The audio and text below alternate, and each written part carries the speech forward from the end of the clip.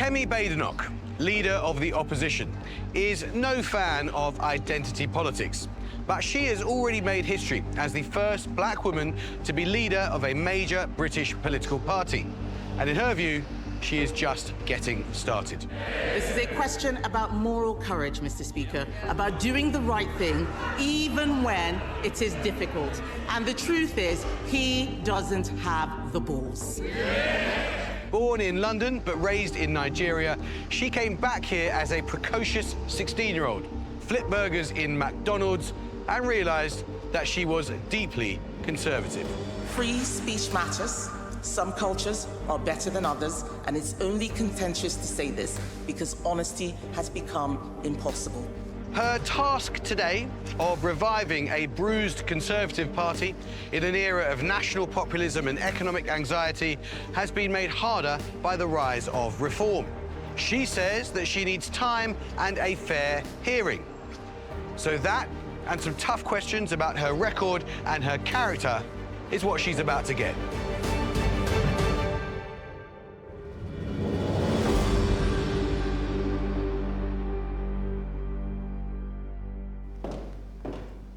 Here she is. Hello. The Right Honourable Miss Badenoch, welcome. Thank you, Amol. How are you? Very well. Take a seat, please. Kemi Badenoch. You've been leader of the Conservative Party for well over 6 months now. How's it going? It is going well, but this was never going to be an easy job. I knew when I was taking on this role that it was going to be the most difficult thing I ever had to do. Opposition is difficult, but opposition after a historic defeat, immensely difficult. The public are not interested in a party that they've just removed from office. So what I'm doing right now is trying to make sure we get a lot of the foundations of things fixed, making sure that we don't run out of money. So fundraising, that's been going very well, making sure we have a proper campaign machine. But the real thing that I need to do is to make sure people know what the Conservative Party is about. And that's a real challenge. We've gone through multiple iterations. A lot of people thought we weren't Conservative anymore. So my job now is to make sure that people can see that we are the only party on the centre-right. There are pretenders. We're the only party on the centre-right. And we're the only ones who still believe in values like living within our means, personal responsibility, making sure that the government is not getting involved in everything so it can focus on the things it needs to look at, like securing our borders. On the one bit of evidence, the one data point that we've got so far, which is the council elections. You lost over 670 council seats, you lost control of 16 authorities, and whatever you're doing right now, it might be working on fundraising, it might be working on uniting the party, but on your main job, which is persuading people that you're future Prime Minister, it's proving hellishly hard. This was always going to be the case.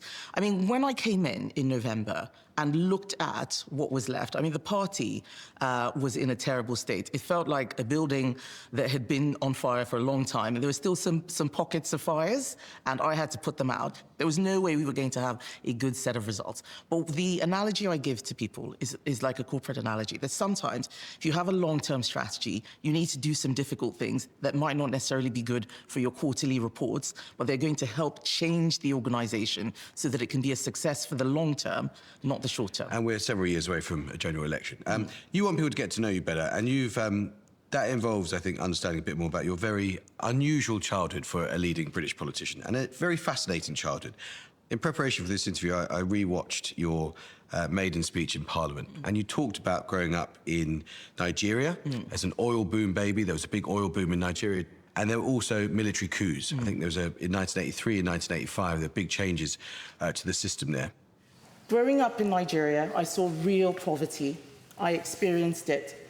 Living without electricity, doing my homework by candlelight because the state electricity board couldn't provide power. Fetching water from a borehole a mile away in heavy, rusty buckets because the nationalized water company couldn't get water out of the taps. I was unlucky enough to live under socialist policies. It is not something I would wish on anyone, and that's just one of the reasons why I am a Conservative. Yeah. One of the main points of your maiden speech was the experience of loss. So born into a middle-class family, your dad was a doctor, your mum was a lecturer, and then your circumstances took a hit. What happened? So, various things happened. The economy was managed by a government that didn't call itself socialist, but had lots of socialist ideals and ideas. They controlled the economy. Yeah, just pretty much full control of the economy, capital controls, fixed currency, etc.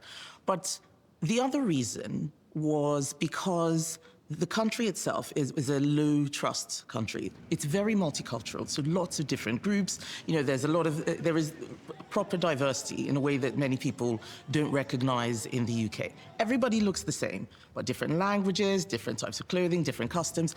And actually, when you have people who retreat into lots of different groups, you create a low-trust society. And when you have a low-trust society, people think it's okay to cheat the system. And what happened to my family was that we didn't cheat the system. My parents would never take bribes. It was always about integrity. And we had a lot of people in our lives who got rich from, cheating the system, corruption. And my mum and dad said, we don't do that. People would offer my mother money to get their children into university. She was a lecturer at the best university in the country. She said no, other people did that. And so we ended up, apart from the economic crisis, just not personally enriching ourselves. And that meant that we lost quite a lot of money. And that has left me with a loathing of people who cheat the system. I hate cheats. While Badenoch had been born in the UK after her mother travelled to the country to see a pregnancy specialist, her life growing up in Nigeria in the 1980s was a world apart from her birthplace. You talked about this in your maiden speech, to doing things that would surprise some people. So I think you've spoken about mostly it meant getting up at 5 a.m. and cutting grass endlessly. So I was in a state boarding school with like Borstal. Okay, when I tell people that I went to a state boarding school, they think of Harry Potter. There were about 25 of us in a room, no running water. So cleaning the toilets was one of the chores you had to do. Like cleaning toilets this was in one room. Like 300 girls have been using. It's not pretty. How old are you at this point? I was 11. So I was only there for 1 year, and my parents took me out because I just came out so thin and I was not doing well. Let me put it that way.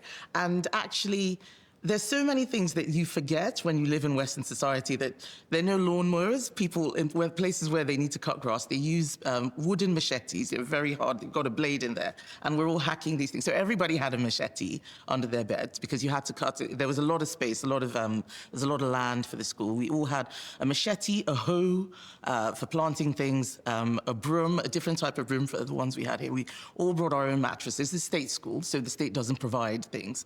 You brought your own mattress, you brought your own buckets, because that's how you had your bath, and it had a rusty metal bucket, which meant that when you went to fetch the water, it was really heavy. And Lagos, I know you moved around, but Lagos was a pretty dangerous place. You've talked about how it didn't matter that you were middle class because you could literally hear neighbours getting beaten up if they did the wrong thing. What was that about? Being middle class did not protect you from a military government. It was easier when the actual politicians came in.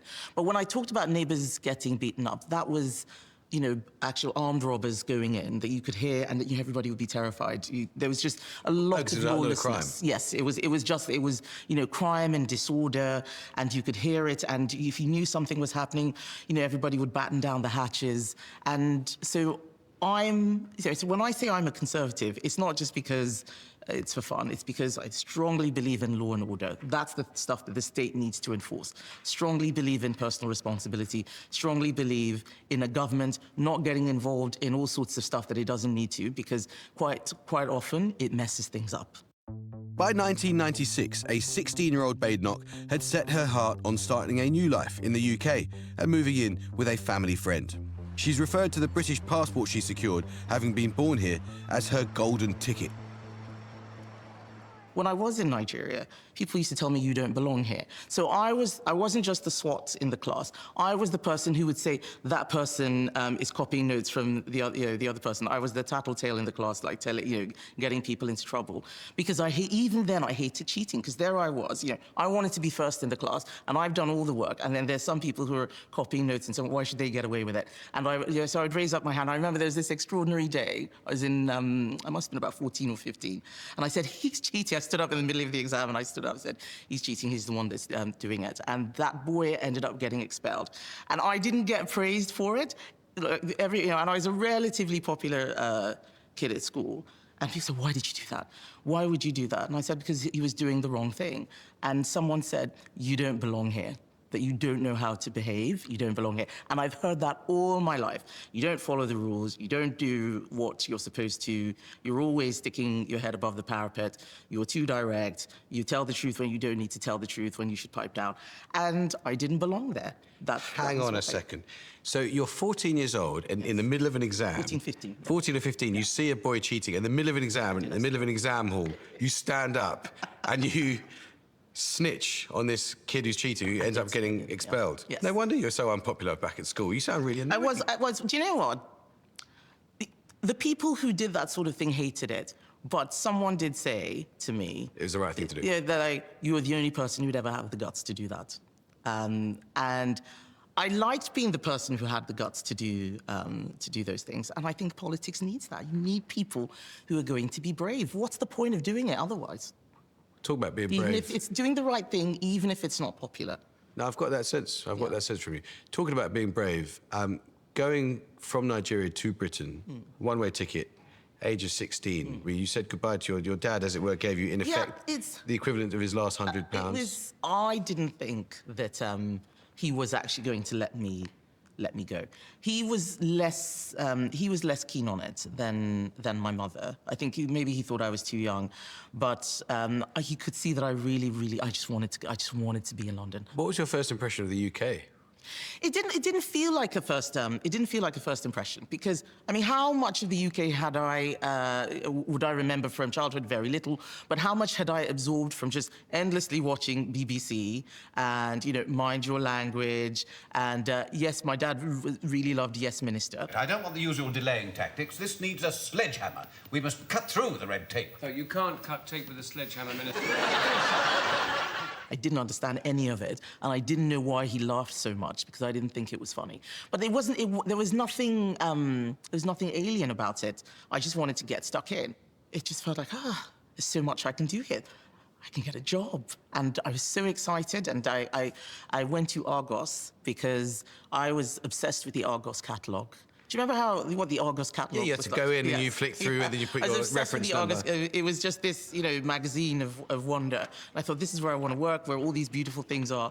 And Argos wouldn't hire me because I was 16, and they said, you're too young and you don't have any experience. And the only place that would take me was McDonald's. There's a certain mythology around your time at McDonald's, as there is with a lot of politicians and their relationship with McDonald's. And I think part of that is because sometimes so-called Mac jobs are seen to be kind of ridiculous or flimsy. What did your job actually entail? I did burgers, did fries, cleaned the floors, did washing up. But the till was my best place because I was talking to people. So we've even spoken today about being something of a class nomad, born into a middle-class family who lost everything. That made you perhaps quite loss-averse. And you've said that working at McDonald's meant you became working class. And you got a lot of stick for that. You know, the Prime Minister made light of it. It is really great to be here at the iconic Pinewood Studios, the spiritual home of Britain's film industry. And, you know, the leader of the opposition thinks that if you do a couple of shifts in McDonald's, then you can become working class. So by that logic, if I keep coming back here, I could be the next James Bond. What did you mean when you said that working at McDonald's meant you became working class? Well, it meant that I had no social capital to rely on. I wasn't going to a fancy school. I didn't have any wealthy parents. I was looking after myself. No siblings, no real support system, just a roof over my head. I had to work to live. That, for me, is what being working class is. It's the lifestyle that you have. You have to work to survive. There's no personal safety net that comes with it. And I'm not surprised that the Prime Minister mocked it, because he doesn't understand what that really is like. And I found it very interesting. He's the son of a toolmaker. Yeah, yes. And he would say that he was working class, and that if he were here, he'd say he understands working class better than most. Yeah, well, it's not about what your mummy or daddy did. It's about what you did. So what I did was, what I had was an experience of knowing that if I didn't work, I would not survive. What do you mean you wouldn't survive? Because this friend of your mum's that you're staying with didn't have a lot of money, so... Yes, didn't have a lot of money, but she wasn't around. She had a place that I could stay in. There was a room which I had and I shared with her children, but she had her own children to look after. So I had to make sure that I looked after myself, that I had clothes, that I was eating properly. I couldn't expect to be, and I think I had this fear of being a burden on someone else. Badenoch's passion for politics began to take hold during her first few years back in the UK. She had long considered Margaret Thatcher an icon, but her experience in education also lit a fire.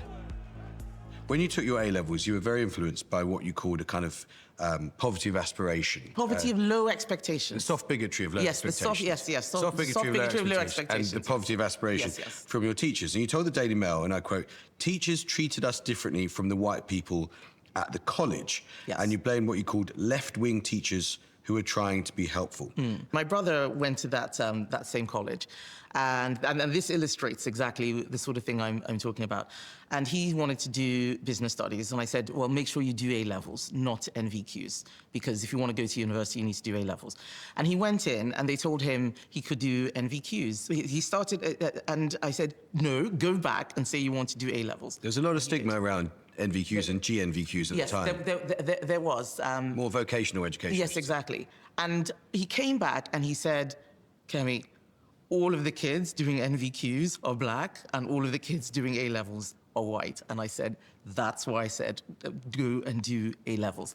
I don't call it racism because I think racism has to have a deliberate negativity in it, wanting to deliberately disadvantage.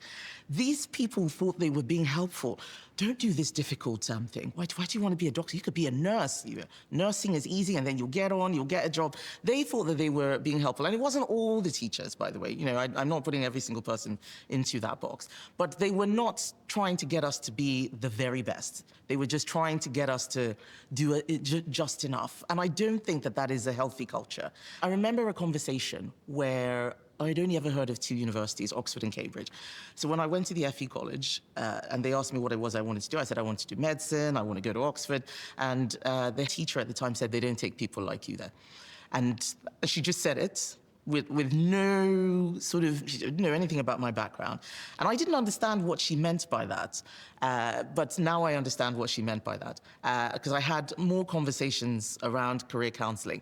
And they said those sorts of schools, they only want posh kids, they only want this, they only want that. And I think certainly back in the 90s, I'm not sure it is still the case now, but certainly it was 30 years ago, there was an active stopping of people going there so that they wouldn't have a negative experience, which I think was quite wrong. I'm very interested to note that you say it wasn't all the teachers. No, it wasn't all the teachers. It was all the teachers, because our brilliant producer, Joel, contacted the principal of your old college, who said, Really? I refute the allegations about low expectations for minority students. Our overriding philosophy was that we were trying to do the best for every individual student, regardless of their background. Frankly, it just sounds like rhetoric to reinforce her political narrative. I'm quite hurt by that, to be honest, because I just don't think it's true. Well, of course that person would say that. I don't know who that is. And what he's saying is not incorrect. They thought they were trying to do the best for everybody, but what they thought was the best was not what... I'll give you an example. But they would say that they didn't have low expectations. Well, I'll give you another example of low expectations. I remember getting an E in one of my modules, because we had the modular A-level system. An E was a 40%, 40 to 49%. For me, that's a fail. And I was congratulated, well done, you got an E. And I said, but I felt, and they said, it's not a U. It's not a fail unless it's a U. And I just thought, okay, but that is what I'm talking about. And the phrase that was popular at the time was deferred success instead of failure. But this is something I've been saying for decades. It's not political rhetoric. And if people deny that these things happen, we're never going to fix it. I do think things are better, but there are still a lot of kids who are going to a lot of schools, and it doesn't matter whether they're not black. A lot of white working class kids have this problem where the teachers say, well, you come from the sort of family where nobody really wants to do anything. We're not going to push you. It's too hard. It's not worth it. That is not right. After failing to get into her chosen university, Badenoch went to Sussex, where she studied computer systems engineering. There, she rebelled against what she has called North London lefties, and by the age of 25 had joined the Conservative Party. But it would be another 12 years before she was elected as an MP, during which time she completed a second degree in law and worked in IT, banking and the media. She also married banker Hamish Badenoch, with whom she would have 3 children.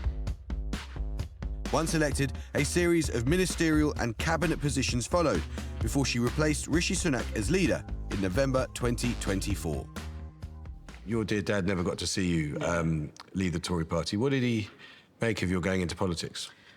He Obviously saw you become a member of parliament. Yes, he loved it, especially as he'd always wanted me to be a doctor. And when I didn't become a doctor, there was a whole disappointment thing. He thought I would be a doctor. I thought I would be as well. And it was right that I wasn't. It wouldn't have been the right thing for me.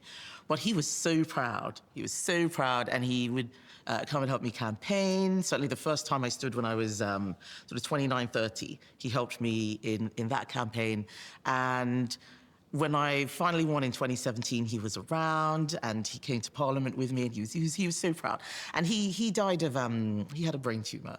And you know, when people have cancer in the brain, they're gone before they go because they're just not the same person. And so we kept having these reduced moments of lucidity. And one of the last moments that he and I had a lucid conversation, he cried because he knew he was dying, and he said, "I know that you're going to go all the way, and I know I'm not going to be there to see it." And that was really sad. That was really sad. Incredibly sad. Let's take the temperature of where we are as a country.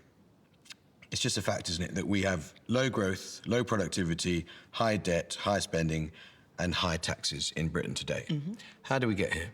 We got here through there are many things. We got here through complacency and not noticing that the world around us was changing, and we had to move quickly.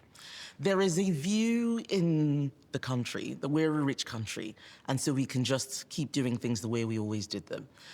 And you can see it in the way that the welfare system is creaking. We can just take as many people who can't work as are required. That's not sustainable. You can see it in the way that the asylum system, in my view, is already broken, that we can take in as many people from around the world and we can follow rules that were made for a completely different era. You can see it in terms of how the government spends money, that we can keep borrowing, it'll be fine, we won't have a debt crisis. All of that is complacency.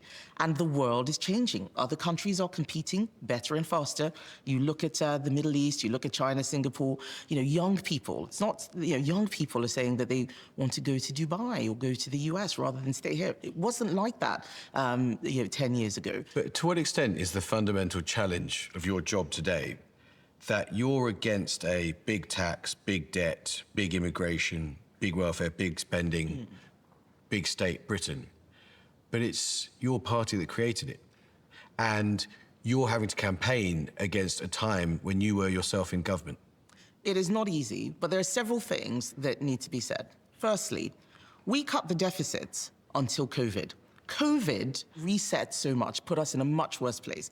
And I always tell people that had it been any other party except Conservatives, we would have been in a much worse position. COVID messed up a whole bunch of things. And we would not have been able to pay for COVID if we hadn't managed our finances so well up until then. So that's very significant. Being in government, for me, is different. It's different from what a lot of people think it is. Lots of people think cabinet is everyone sitting around a table and making the decisions together. That's not what cabinet is. The Prime Minister makes decisions and everybody else controls what's in their portfolio. So quite often when people talk about what happened during immigration or tax, having to say, well, I was the local government minister. I didn't have anything to do with what was going on. I didn't even know what was going on. I was business secretary. I was fighting different battles. I was the equalities minister. And it's because I have been in government and because I know what's wrong and I've seen the system on the inside that I know what you need to do to fix it. Most of Keir Starmer's front bench just thought the problem was us. And as soon as we went away, everything would be fine. All those greedy people would pay their taxes and people would be getting younger. We wouldn't have an aging society anymore. They were living in la-la land. They knew how to get themselves into government, but now that they're there, they don't know what to do with it. Talk about an aging society. Are we spending too big a proportion of our national money on pensioners? We're spending a lot of our money on the demographics that we have. We need to rewire. We need to rewire our society. That's very hard to do. It's very hard to. There's It very is, but few... it has to be done. Sure, It has sure, to be done. but where we are right now, if you face immediate decisions, and I know you're wary of getting to specific policies, but as a general principle, do you think we're spending too much money on pensioners compared to, for instance, young people? As a general principle, we need to live within our means. And that means all of the areas where we're overspending, we need to either get under control, reduce the spending, or start working harder and earning more. So if the first place I would start is not pensions. The first place I would start is welfare. So let's talk about welfare. According to some estimates, around 1 in 4 16 to 24-year-olds in this country say they have a mental disorder. Do you believe them? I think they have a mental disorder. I don't think they all have a mental disorder. How would you get them back into work? So I'm not a medical expert, so it is not my expertise on exactly what we need to do to get them into work. But we should be trying to get them into work. What do you think is going on there? Do you think that they've been encouraged to feel things that they don't actually feel? Do you think we're medicalising the ups and downs of life? What do you think is going on? I think a lot of things. I think a lot of things are going on. I'm a big fan of a guy called Jonathan Haidt. And he's written this great book about the coddling of the American mind. And I think many of the things he writes about in there are happening in our country.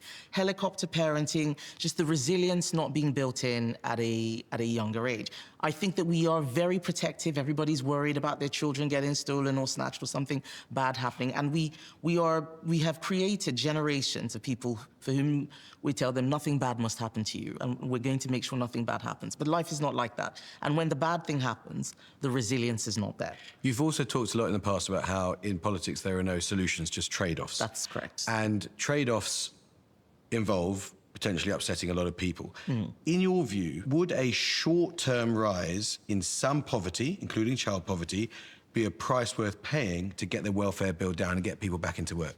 So this is an interesting question. Thank you. Because What's the answer? It's an interesting question because what we define as poverty has changed. We're not talking absolute poverty here. We're talking relative poverty. And getting people into work is the best way out of poverty. So the premise of the question itself, I think, is one that I don't fully accept. We cannot be in a situation where getting people back to work is creating more poverty. It's not about taking welfare benefits away as much as it is making sure that we can actually afford what it is we're paying for and that people are, being able to earn a living, live within their means. But everybody who's getting welfare is being paid for by somebody else going out to work. We have to think about fairness. For many in politics, one of the biggest issues of recent times is Brexit, delivered by a Conservative government. Earlier this year, I interviewed one of your predecessors, a fellow South London meritocrat in Sir John Major. In fact, it was in this room. And on Brexit, he said, "Brexit has been the most divisive thing that has happened in our party in my lifetime. I don't think it's done anything good." It's made our country weaker, poorer, and that is emphatically not in the interests of our country. Is he wrong? Brexit was definitely divisive. I mean, I know people who stopped speaking to their parents and vice versa. It made a lot of socializing very difficult. It was certainly divisive. And Has it made us weaker and poorer? I don't think it has made us weaker, but we will continue getting weaker if we don't use many of the powers that we have taken from the European Union, and if we don't get serious. Brexit, the EU was not the source of all of the UK's problems, and there was a certain cadre of people who tried to pretend that if we left the EU, everything would be fine. And, that cadre of people, exists in many different parties. If we just do this thing, everything will be fine. I see a lot of it in reform. That's not, anyone who tells you that if you just do this one thing, everything will be fine, they don't have a plan, they are not being serious, and that's what's gone wrong. You know how tight the public finances are. If there was an event, some hypothetical, theoretical event called, for instance, Brexit, which most economists had said, taking about 4 to 5% of GDP out, maybe costing a few tens of billions, would a rational government say, if this event has caused us this damage, perhaps softening, if not reversing it, in a time of very straitened public finances would be a good thing to do? If it was true, Yes, but those figures are not true. Brexit has not cost us 4 to 5% of GDP. So the OBR and the Goldman Sachs are wrong. It was one report from the OBR, but actually you look at a lot of the statistics and it has shown that the thing that has had a serious impact on us is COVID, it's the rise in energy prices, it's people not going to work. But you don't and us dispute taking more people in. But you don't dispute that Brexit has so far been a net economic cost to this country. Brexit is still an opportunity not exploited. But you seem to dispute even whether or not Brexit has so far been a net economic cost. When I was business secretary, we carried out a lot of research and we found that exports had increased, for example, that we had more trading opportunities, in particular with the Asia Pacific. People were taking advantage of that. But a lot of the benefits are so diffuse that people don't feel them.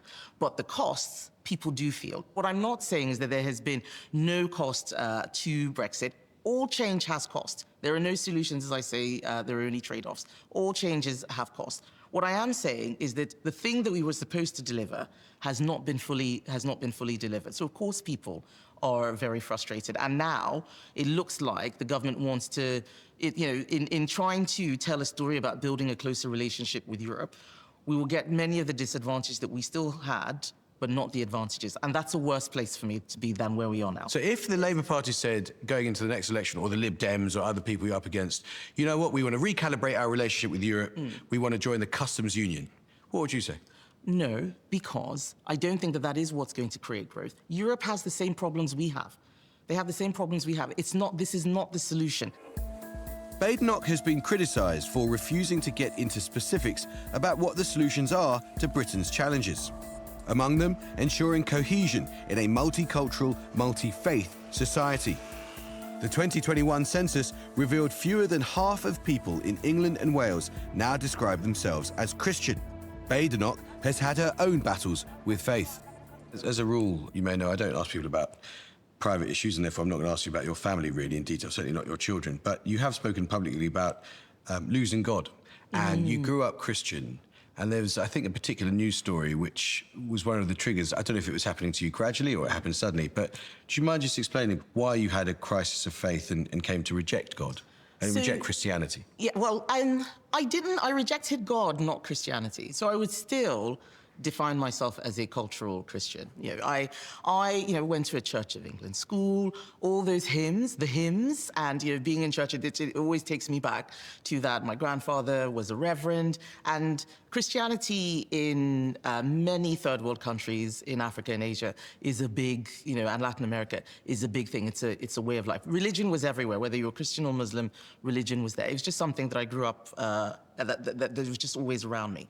But I myself was never that religious. If I could get out of going to church, I would get out of going to church. But I believed, I believed that there was a God, and I would have defined myself as a Christian apologist, always arguing with people about why there was a God. And in 2008, this story about Joseph Fritzl and his daughter, who was locked in a cellar for 24 years. Elizabeth. Yes, that killed it. Because to have the beliefs have core tenets, and one of the things that was core to the belief was that God does not test you more than you can bear. And this was, so whenever I was having a tough time, I did find strength in faith that I'm having a tough time, but I'm going to get through it because God does not test you beyond what you can bear. And I thought to myself, no human being should have had to experience what this woman believed. And maybe because I was very close to my father.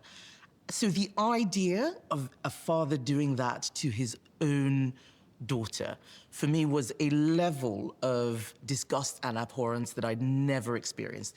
And I couldn't stop reading the story. And, I read her account, how she prayed, every day for it to be rescued. And I thought, I was praying for all sorts of stupid things, and I was getting my prayers answered. I was praying to have good grades, my hair should grow longer, and I would pray for the bus to come on time so I wouldn't miss something. It's like, why were those prayers answered and not this woman's prayers? And it was like someone blew out a candle.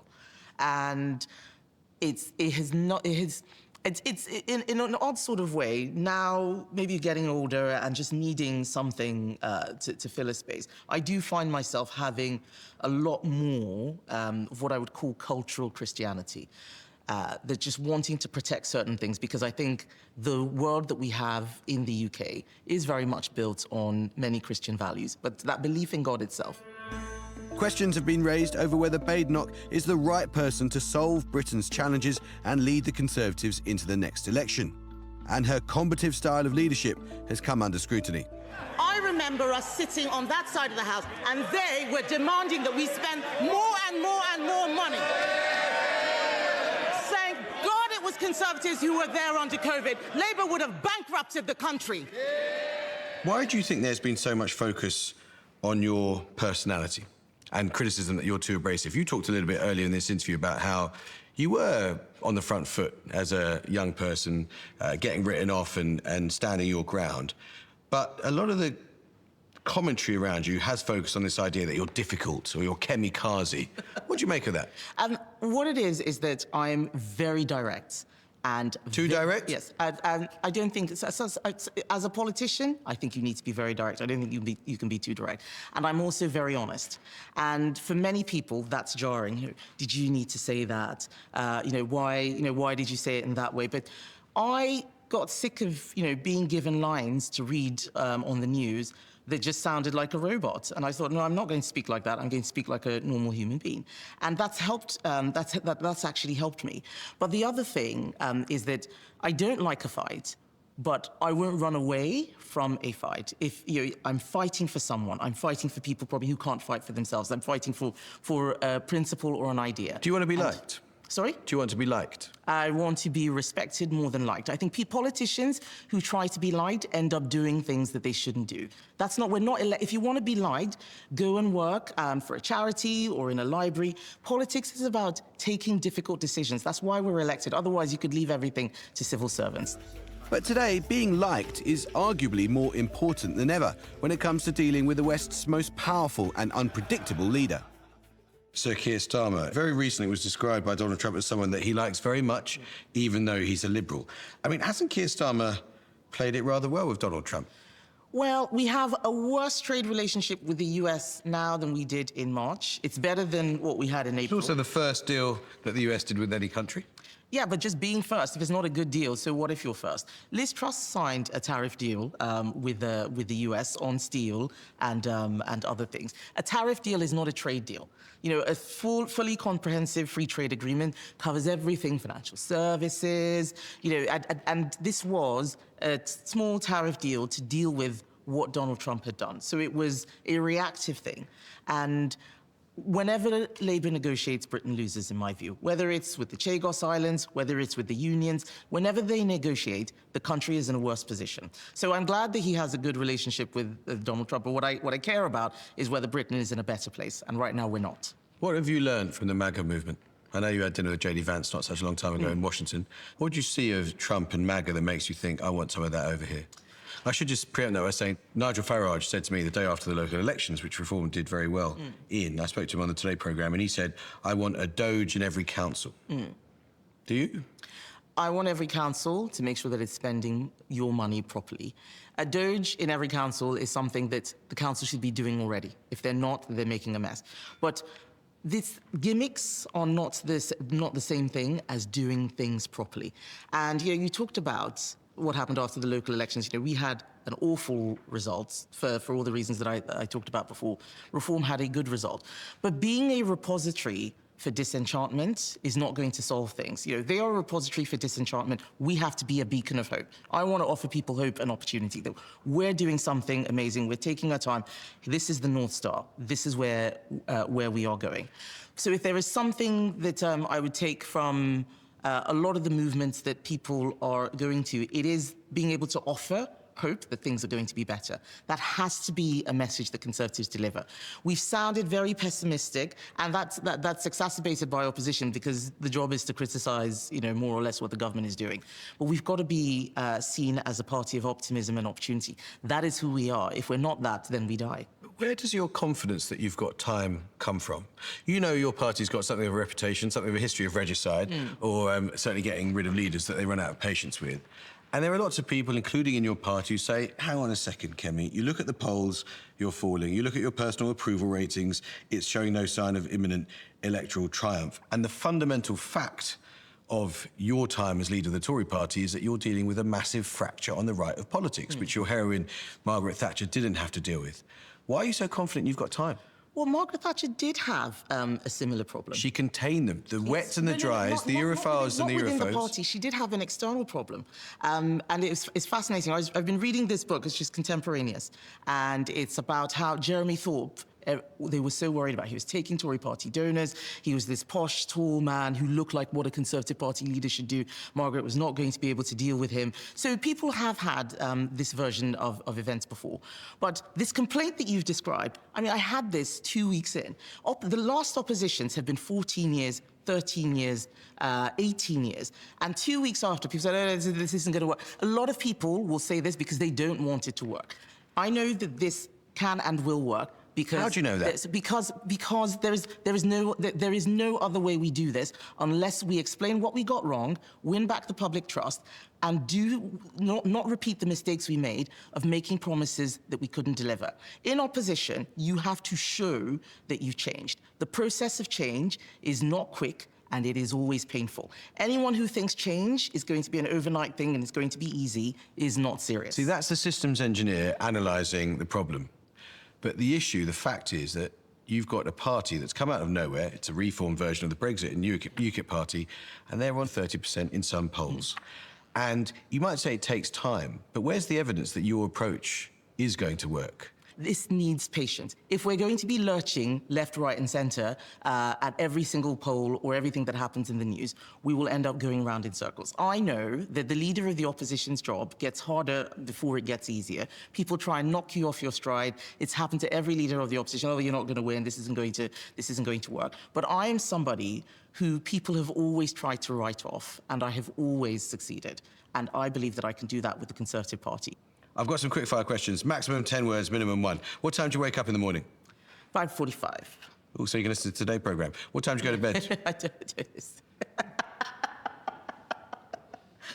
Heart FM. Heart FM? Yes. Jamie Theakston and Amanda Holden. That is correct. Although, to be honest, right now, I don't even really listen to radio. I have children running around. But 5:45 is standard wake-up time. What time do you go to bed? Midnight. Scrolling on Instagram. What do you do to keep fit? That is sometimes true. Treadmill and gym. Favourite meal? Spaghetti bolognese. Greatest achievement in politics so far? Which one to pick? It's not becoming leader of the opposition. It's what you do with it. I would say getting the postmaster's convictions overturned. I think that was the right thing to do for a lot of people. Stopping Scotland from bringing in self-identification, absolutely. And getting a report out that showed that Britain is not a racist country and that actually white working class boys suffer more disadvantage in many circumstances, getting the truth out about what was going on race. Those are 3 things I'm proud of. What's your guilty pleasure? Taking my shoes off. Being barefoot. What makes a good leader? What makes a good leader is honesty, grit, determination, conviction. What's your favourite meal from McDonald's? Bacon and egg McMuffin. Kemi Badenoch, thank you so much. Thank you, Amol. Thank you very, very much indeed.